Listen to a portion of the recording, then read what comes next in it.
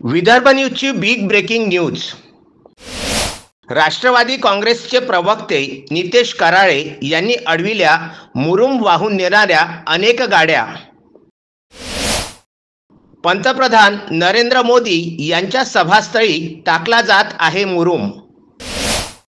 हजारो गाड्या मुरुम टाकून वाढविली जात आहे मैदानाची उंची। मुरुम माफियांकडून कराळे मास्तरांना दमदाटी। एकीकडे राज्यामध्ये होऊ घातलेल्या विधानसभा निवडणुका आणि 19 सप्टेंबर रोजी वर्धा येथील पंतप्रधान नरेंद्र मोदी यांचा होऊ घातलेला दौरा यामुळे वर्धा येथे राजकीय वातावरण चांगलेच तापले आहे।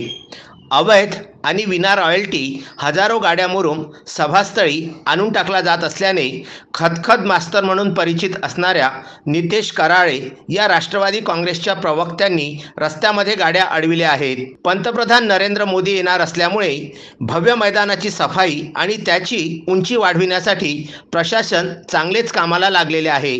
परंतु मैदानाची उंची वाढविण्यासाठी लागणारा मुरुम मात्र विना रॉयल्टी वापरला जाताना दिसत आहे। दररोज हजारो ट्रक मुरुम अवैध वाहतूक करीत मैदानावर पसरविला जात असल्याने खदखद मास्तर म्हणून प्रसिद्ध असणाऱ्या नितेश कराळे यांनी येळीकेळी या गावानजीक मुरुम वाहून नेल्या जाणाऱ्या गाड्या अडविल्या। इथं सगळे गाडी संघटनेचे लोक आले, त्यांनी माझ्याशी ठीक आहे बाचाबाची केली। माझ्याबद्दल त्याचा काही वाद नाही। त्यांच्या रोजगाराचं उपभोगाचं साधन आहे, त्याच्यासोबत वैर नाही। माझं वैर महसूल प्रशासनासोबत आहे। का जर साधी एखादी आपल्या बड्डाचा मुरम आणायला गाडी गेली तर त्याच्यावर 1.5 लाख रुपये गाडी जप्त करून फाईन आणते।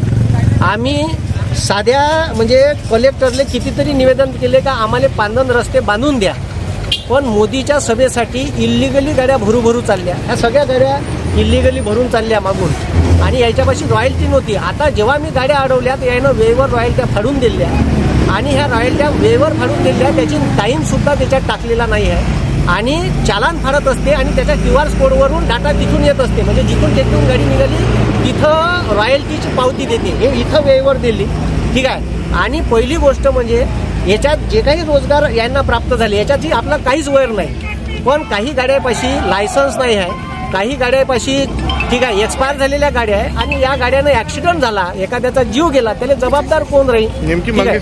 आणि ह्या ठीक आहे 2.5 फुटाचा मैदानावर मोदीच्या सभेसाठी थर लाटला ठीक आहे। आणि आम्ही पांदन रस्त्यासाठी मुरम मागितला तर मुरम द्यायला प्रशासन तयार नाही। एवढे याच्यात बंद्या वर्धा जिल्ह्यातले पांदन रस्ते झाले असते, पण मोदीच्या 1 तासाच्या सभेसाठी एवढा मोठा खर्च प्रशासन कशासाठी करत आहे आणि ह्या इल्लिगली फॉरेस्टमधला मुरम खोदून नेत आहे, त्याचाही व्हिडिओ आहे। ते सगळ्या डाटा ठीक आहे तुम्हाला पाहता येईल। तर हे सरळ चुकीचं आहे। मला प्रशासनाला एवढंच म्हणणं आहे, तुम्ही उत्खनन केलं तर महसूल प्रशासनाला त्याची रॉयल्टी आणि त्याचे पैसे भेटायला पाहिजेत। प्रशासनाचं नुकसान नाही व्हायला पाहिजे। प्रशासनाच्या तिजोरीत पैसे आले तर तेच लोकांच्या कल्याणासाठी लावता येते। याच्यासाठी मी गाड्या अडवल्या। गाड्या काही माझ्या वैयक्तिक फायद्यासाठी अडवल्या नाही आणि ठीक आहे इथं मी वैयक्तिक फायद्यासाठी जर असतात इथं आलोच नसतो। प्रशासनाला याची माहिती देण्यात आली, परंतु सभा ही पंतप्रधानांची असल्याने या अवैध मुरुम उत्खननाला प्रशासकीय आशीर्वाद असल्याचा आरोप राष्ट्रवादी काँग्रेसचे प्रवक्ते नितेश कराळे यांनी केला आहे। प्रशासनानं तिथे जेवढेही ट्रक चालक होते त्यांना भडकवण्याचा प्रयत्न केला, कारण प्रशासनाचं महसूल अधिकारी कोणी आलं नाही। मी SDO सोबत कॉलवर बोललो, 22 सेकंद फक्त ते माझ्यासोबत फोनवर बोलले आणि फोन ठेवून दिला। कलेक्टर साहेबांनी 4 फोन केले, 4ही फोनपैकी एकही फोन उचलला नाही। आणि मोदीच्या सभेसाठी गोरगरिबाच्या टॅक्सच्या पैशाची करोडो रुपयाची उधळपट्टी चालू आहे। प्रशासन म्हणते आम्ही त्याला रॉयल्ट्या दिल्या, ट्रकवाल्यांना एकही रॉयल्टी फाडली नाही। काही तर ट्रकवाल्यांना माहीत पडलं का त्यांनी आपापल्या जागी ठिया मारून मुरमाचा लावला आहे, त्याच्यात फॉरेस्टच्या लँडमध्ये उत्खनन करण्यात आलं। मला असं दिसलं तिथं फॉरेस्टची लँड आहे काही। आणि जर मोदीच्या सभेसाठी हा हजारो रुपयाचा खर्च करोडो रुपयाचा खर्च केला जात असेल, आम्ही वारंवार प्रशासनाला मागून राहिलो का लोकांचे पांदन रस्ते करा, तर ते म्हणते पैसे नाही ठीक आहे, त्याच्यासाठी मुरमाले रॉयल्टी देता येत नाही ठीक आहे, त्याच्यासाठी टेंडर काढावं लागते। आणि इथं तुम्ही मोदीच्या सभेत महसूलचं टेंडरच निघत नाही। त्याची प्रोसिजरच हे कमीत कमी 2 महिने घेते. तुम्ही इतक्या 4 दिवसात टेंडर अलॉट करून PWDचे बाकायदा बोर्ड लागले. कोणाच्या परवानगीनं? ऑन गव्हर्नमेंट ड्युटी म्हणून बोर्ड लावले आहे. मला याचे उत्तर वर्धेच्या महसूल प्रशासनाने द्यावी, माझी एवढीच विनंती आहे. आणि हा जो खर्च होऊन राहिला करोडो, साधी एखाद्या शेतकऱ्यानं ट्रॅक्टरभर मुरम आणायला गेला, तहसीलदार 1.5 लाख रुपये फाईन लावते ट्रॅक्टर जमा करून. मग तुम्ही एवढाला उदयपट्टी 2.5 फुटाचा ग्राउंड मध्ये तुम्ही जाऊन पहा, 2.5 फुटाचा तगर लावला आहे मैदानावर आणि पूर्ण मैदानाचा सत्यानाश करून टाकला. एका दिवसात तिथे चकाचक रस्ते बनवले. मग जर मोदी येत आहे तर एवढे तुम्ही सुपरफास्ट रस्ते बनवू शकता, मग गोर गरिबाचे पांदन रस्ते शेतकऱ्याचे तुम्ही का बरं बनवून देत नाही? हा माझा सवाल आहे आणि याचं उत्तर प्रशासनानं द्यावं. दमदाटी हा सरळ प्रशासनानं आणि इथले जे ट्रक चालक आणि मालक आहे यांना घुसकून दिलं का तुम्हाला रॉयल्ट्या दिल्या, तुम्ही पाहत बसा, त्या कराया मास्तर सोबत भांडत बसा. आणि त्यांचं आणि माझ्यासोबत भांडण लावून दिलं.